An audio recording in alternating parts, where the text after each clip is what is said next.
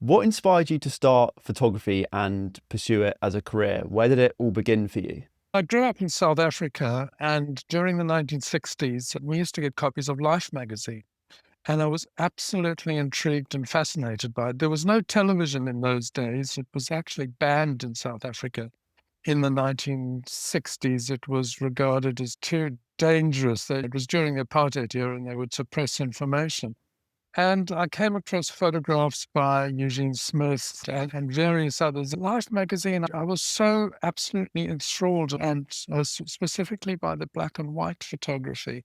And I got a box brownie. That's prehistoric by today's standards. And the whole tactile feel of film and loading the camera and so on, I absolutely loved. It wasn't until I was much older in the 1970s, when I was in my early 20s, inspired by the documentary photography in Life magazine, I went out and started photographing the whole apartheid world of South Africa, which I found very disturbing. I went into the townships, often illegally, because these were very strictly racially segregated areas. And if you were a white person in an area designated for black people, you could have been arrested. And I found myself becoming more and more politically aware, and built up a body of work of the South African situation. But I found, well, because I was interested in photography, I couldn't really make a living as a photographer that easily. I thought of becoming a press photographer, but I managed to get a job as a photo retoucher, as a gravure retoucher. And my job was to make color separations and to retouch the film. So I was always working with film and to retouch the film separations so that when they made the final print, the colors and everything correctly balanced. And then I started to experiment with photo montage in the photography field. So it was my whole life then. Yeah. Yeah. And what was it like growing up in South Africa? Could you go into a bit more detail about that and maybe some of the risks that you faced and things you saw? I didn't take big risks compared to a lot of other people. I came from a political family, a family who was opposed to apartheid, and I knew people who had been subjected to banning orders. I lived in it was very uncomfortable, and so as a white person growing up with such huge oppression on black people, I did feel a certain sense of huge discomfort by the fact that I could live in areas where others couldn't. I was allowed to do certain types of work that others based on color couldn't. How do you deal with something like that? You either become an activist, or in my case, I took photographs. And it wasn't until 1977 that I put a bunch of photographs in a suitcase and came out to the UK and went to the anti-apartheid movement, who took some of these pictures. I also went to the International Defence and Aid Fund, which was a body under the auspices of the United Nations. Their role was to make people aware of apartheid. And so they used the pictures and they published them in books, and there were various exhibitions. And it was the first time my photographs actually got seen, and I was granted asylum in the UK and eventually got UK citizenship as a result of that. So it was 13 years before I could go back, and I only managed to go back after Nelson Mandela was released.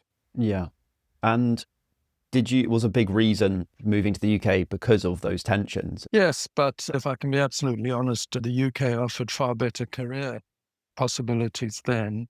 And so I worked in Bristol for a few years before moving to London and setting up my own photo retouching company.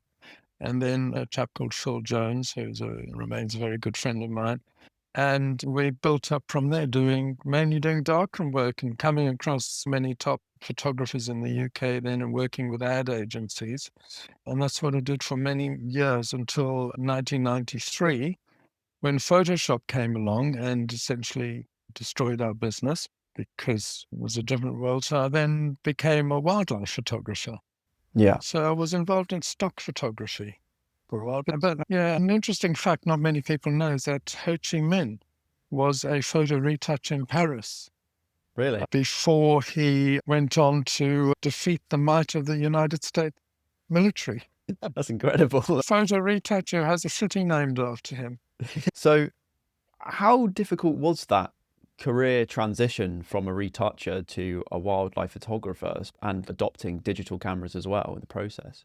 I started off in analog, And I always loved photography. I read everything about it that I could, and a photographer was relatively easy. And it was when a friend of mine who ran a photo agency showed me a picture of a cheetah, a running cheetah, and he told me he makes £10,000 a year from that one photo just by licensing it.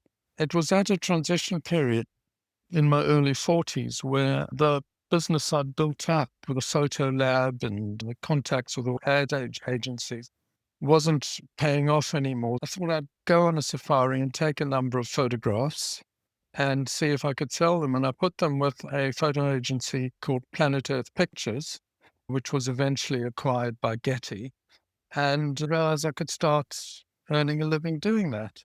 So that's how I got into the wildlife photography side of it. So I had this body of work, which was documentary black and white work. Then the next stage was the photo lab and the more technical side. And then it was going back to the creative side with the wildlife photography. I realized then that one of the ways you could possibly make it as a wildlife photographer was you really need book, because books have a huge reach. A book is an exhibition that people keep at home. They're so important. More people see pictures when they're published as books.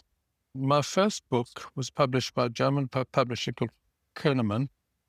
The edition of that was in 10 languages, and it was nearly 250,000. Wow. With books that Yeah. a lot of things about a photography career is timing. It's going to be much harder now. Stock photography, I realized that the way I was going to make a living out of it wasn't so much with books, but was with, at the time, stock photography. That's all changed now. Because I'm talking about pre-digital. Everything was on film. Yeah. Duplicate copies. And if a potential client wanted something, they would call you up and say, I'm looking for a picture of a charging rhinoceros. And then you would take a duplicate copy of that and you put it on a motorbike and send it to them. And then they would look at it on a light box and they'd ask a couple of other people. And then these bikes would come from different directions. Compared to now, it's crazy. But because of that, not many people were doing it. There were probably not more than a dozen full-time professional wildlife photographers then. So at that time, it was lucrative. It paid really well. And then I was using the books to get my name out. And then digital came along and it made it easier. But because it made it easier, it also became much more competitive. And I think the easier something is to do, it's a bit of a paradox. It's also much harder to make a living doing because then everybody's doing it. It's only the things that are hard and unique and really specialist that give you a niche and reduce the competition. Yeah. Definitely. I'd 100% agree. And like you were saying earlier, it's almost like you're riding the I wave of was stock photography. And then mm, once the competition got too high, you pivoted and then went to books. photo retouching when there were very few retouchers. Then the computers came along, the first computers. Now, this was before Photoshop. There was a machine called the Quantel paint box, which suddenly you could retouch on a computer. We felt threatened. We were absolutely terrified because everything we were doing were in darkroom. We were using these wonderful DeVere enlargers and processing everything in chemicals and hand retouching onto prints and hand retouching onto transparencies. And suddenly a computer could do it. My partner and I, we remortgaged our houses. We borrowed everything we could. We spent everything we had, and we had to raise a few $100,000 in the late 1980s. In fact, it cost us close to £500,000 in 1988, money then. And we got this computer that had a 1 gigabyte hard drive, and it had software from Belgium. And the guy who wrote the software had to fly out and install it. It was a one gigabyte hard drive computer with 32 megabytes, not gigabytes, megabytes of RAM. 2 years ahead. Olympics people in Spain were very upset because they said it had gone to a Spanish company, but nobody there had the technology. And so we built up. So that was riding on a wave. We were able to charge a lot of money. It was a good business model and it worked. And we had highly paid designers for us. We had a whole team of about a dozen people doing this. And we were working 24 hours a day doing design work and doing the sort of things that people do in seconds on Photoshop, but with much more primitive equipment. And then RAM dropped. And Photoshop, which was RAM dependent and still is very RAM dependent, we were dependent on accessing data from the hard drive, which was much slower but a lot cheaper because Photoshop needed so much RAM to do high resolution images that it was just unaffordable. But when RAM dropped, Photoshop became affordable. And suddenly we were finding that there were people competing with us who were doing design work on computer, on Macs and PCs in their spare bedrooms. So our turnover dropped, and then I thought stock is the next wave. There was really no real market for fine art photography prints. And it was about that time there was a agency called Tony Stone Images, and they had a policy of making stock images high quality. Stock was always a sort of cheap, not very desirable product. Tony Stone raised the quality of it. And before we closed our business, he came to us and we produced his first catalogs, and this had never been done before.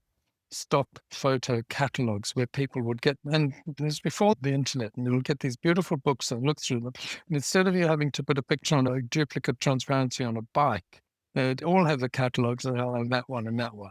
And so when I started doing the wildlife photography, I printed my own catalog, my own work. For a short time, I was with Canada Pictures, but when Getty bought them, I left. I decided we would set up my own photo agency and sell picture licenses to people directly. And one thing Tony Stone taught me was that less is more. You don't need 50,000 images. Today, there are probably a billion pictures taken every day. Nobody knows. A billion with huge impacts on the climate with the amount of energy it takes.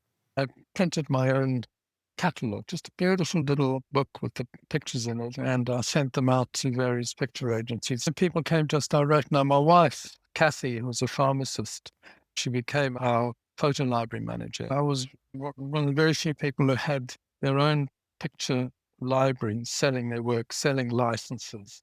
And that's how we made a living. That's how I was able to sponsor the trips because it was very expensive. And we were still, in those earlier days, we were still using film. And even then, if I'd go to the Masai Mara in Kenya for a month, I would have a £3,000 or £4,000 bill then. And now we're talking the 1990s for film and processing.